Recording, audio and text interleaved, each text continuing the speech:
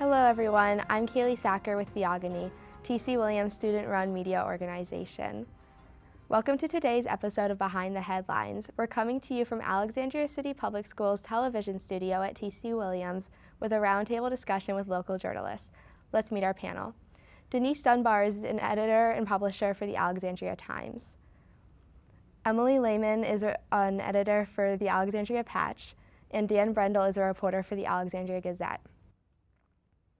Alexandria is home to more than 4.3% of the region's federal employees.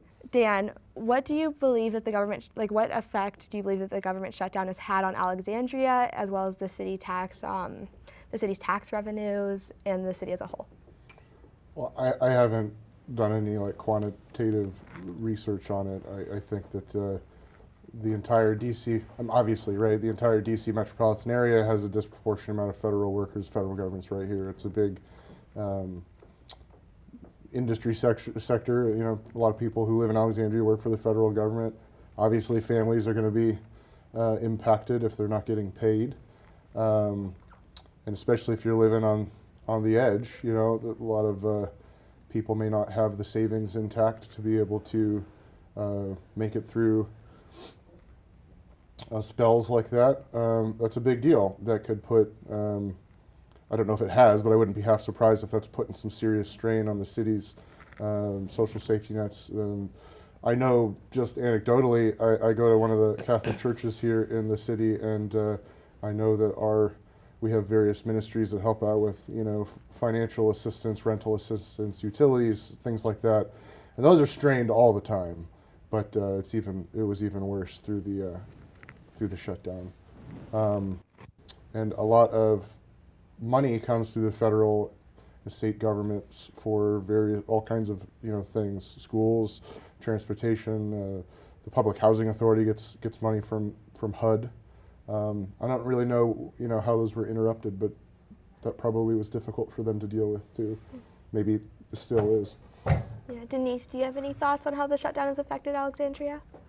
Well, interesting, the number that I have heard is 8%, a little over 8% of the local workforce works for the federal government, which, to be honest, is a smaller percentage than I would have thought it was, but it still is probably bigger than any one other single sector. Mm-hmm. There are also private sectors and contractors that are not involved in that number. Exactly, these are just federal employees. So I think it's the combination, as far as the local economy, it's the combination of this with the metro shutdown. This summer, I think local businesses are going to feel it for a long time. I mean, to me, something that's somewhat analogous just from the impact on the local economy is, I think 9 years ago when we had Snowmageddon and we had sort of back-to-back, and basically the city was sort of shut down for almost a month. And that had repercussions for a long time. It had repercussions for my newspaper because people stopped advertising. My sales reps couldn't get out to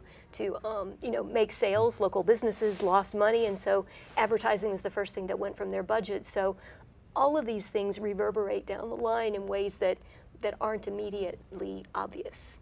Yes. Emily, do you have anything to add on the subject? Yeah, I've definitely thought that since like everybody said, that Alexandria does have a lot of federal workers, that it does hurt businesses, but in a way, for the people that weren't able to work, if they're furloughed or if they're contractors left without work, it does. If they are in town, I mean, they're giving business. I mean, depending if they have enough, but eventually they might not be able to do those things, and if they're not able to spend and go out and spend and go out to eat, shop at local businesses, that will definitely hurt them. But at the same time, I've seen a number of businesses offer deals and freebies to federal workers and contractors to help them out in that time. And there was even one fundraiser for the Capital Area Food Bank, which is really being strained, especially from the high demand and they've been holding free grocery market events, and they've really had to get a lot more donations. And people in Alexandria really came together and filled up their truck with donations. So I feel like the people that aren't federal workers or contractors, I feel like they've really stepped up and helped out their neighbors in need as well. So it's been great to see that, how the community can come together. I think she makes a very good point that I think that's one of the best things about our city is how we pull together when there are crises. I mean, you can think, back through the years, whether it's individuals, there are GoFundMes for various types of things. And we consistently rank in a lot of surveys one of the most philanthropic cities in the country, and I think that this showed that. So let's shift our discussion to the new City Council. Denise, what are your thoughts on the new City Council and what do you believe they will be focusing on in 2019? Okay, well, sort of two separate things. I think that it's a fascinating dynamic that there's seven members total, including the mayor, 6 members of the council. They function as a legislature, so the mayor only has 1 vote, just like everybody else up on the dais. So you have a new person in the mayor's seat, even though he was on council before, and then of the 6 people on council, you have 4 new members. And not only are they new members, but none of them had ever been elected to any office before, and they're all young. The oldest of the 4 new people is Amy Jackson, who's in her mid-40s. And I just think it's fascinating. In the 30-some years that I've lived in the city, it's unprecedented to have. A shift. Yeah, it's a generational shift. It's a diversity shift. We have the first Muslim American on council, so I think that's really interesting. It's always about money, so I think the budget, schools funding, and then the most contentious current issue is parking, and whether or not to continue this pilot study that has been taking place in Old Town, where parking meters have been put in on high congestion streets, and it's just there are a lot of very strongly held opinions about it. Local residents of Old Town feel that they don't have places to park. People in other parts of Alexandria feel that they don't have any place to park because they have to pay now when they want to come to eat a meal or shop. And so they're saying, well, we're just not going to come anymore. And so there's going to be a very contentious city council public hearing in about 10 days. Dan, do you have any thoughts on this? Yeah, sure. Well, I mean, they haven't been in office that long, so they haven't really done much yet. But I think Emily's going to talk more about it. But just next week, the city manager, who's like the CEO of the city, is going to propose his budget, and then for a couple months afterward, the city council is going to wrestle with it and finally, adopt whatever they adopt in the springtime. That, without a doubt, is the biggest thing that they do in any given year. It's a lot of public resources that touch a lot of public services.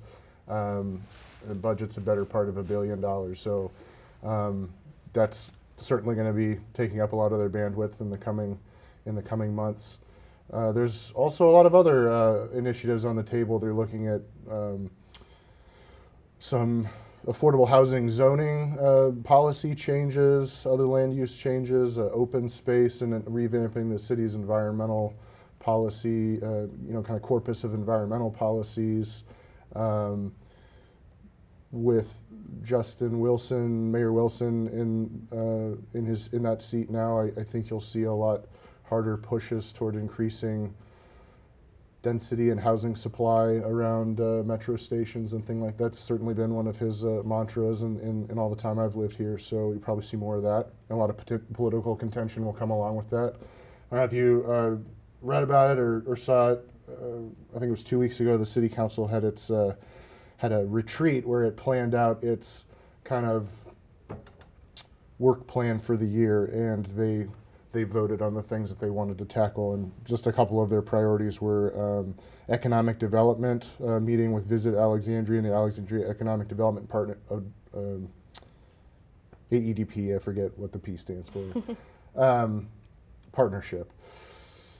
So to try to figure out how to scare up more business, diversify the tax base that way. One thing that I really personally liked to see was that they gave one of their top priorities to meeting with the Public Housing Authority to discuss the redevelopment of the public housing of that authority's very large and falling apart real estate portfolio. I'm really glad personally that they put a big priority flag on that one. That was a good choice. Yeah. Emily, would you like to wrap up our city council discussion? Yeah, so like Dan said, like the budget is going to be the major thing coming up. I mean, it's going to be the proposed budget's coming out next week, and then residents will get to look that over and submit their thoughts on that, and it will be interesting to see if the city manager proposes a real estate tax increase, because I believe it was last year there was no increase, and then the year before there was, but then in Fairfax County there was. So I guess they really have to look at staying comparable with some of the surrounding jurisdictions with the tax rate, and if they're able to balance the budget out enough that they don't need it. And I know that could be a touchy issue with some residents. They don't want to see their tax rate go up, and especially for those that might be business owners that already saw the meals tax go up last year, and business could be hurting because of that. So yeah, and the city just released their assessments as well for properties, and of course, as expected, those are going up, and for both residential and commercial properties, and as well as the tax base itself is going up. So it'll be interesting to see if that's the increases in value are really enough as well to prevent a real estate tax increase. So we'll look to see what the council members, what their thoughts are on any tax increases. In a nutshell, it's not an election year, so there will be a tax rate increase. It sounds like there'll be a lot about budgets and housing. Sure. All right, well, that's all the time we have for today. Thank you to our panel for joining us, and thank you for tuning in. Join us next time at Behind the Headlines.